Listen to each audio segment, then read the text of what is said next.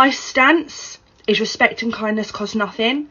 You can have. In 1902, England colonized what is now known as Kenya in East Africa. The goal was to turn Kenya into an agricultural colony and to use the proceeds of the sale of food to fund other projects in East Africa. England turned the native African people into what could be called indentured servants. And when they began to complain, England shipped in people from other colonies, specifically India, Bangladesh, and Sri Lanka, throwing off the balance of power that the tribes people and the native Africans once had. This created an internal refugee crisis where millions of Africans that were native to the country did not have jobs or opportunities, or even land.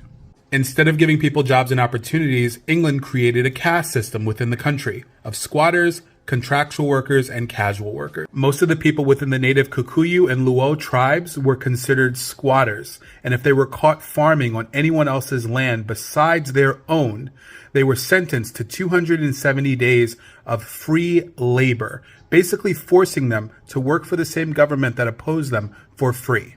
After decades of mistreatment, the Kikuyu tribe decided to revolt. England responded by stripping them of further rights and even making it so they couldn't travel within their own country. The Kikuyu tribe responded with an armed resistance. This is the beginning of the Mau Mau revolt against the British colonizing government. The British government decided the best course of action was to start mass arresting thousands of Kikuyu people.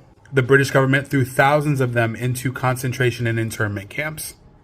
And that's if they were lucky. The British policy was to unalive them on sight, including men, women, and children. And women were subject to gang violence of a certain nature. Estimated that 11,000 Kikuyu people, men, women, and children, were unalived on the spot when British people raided villages. And it's estimated that 150,000 Kikuyu people were unalived in internment camps. The majority of these atrocities happened within the lifetime of Queen Elizabeth, and while she was not directly responsible for the policy, her official title gave her complete knowledge to what was going on. Until this day, the Kikuyu people of Kenya have never received any apology for what's happened.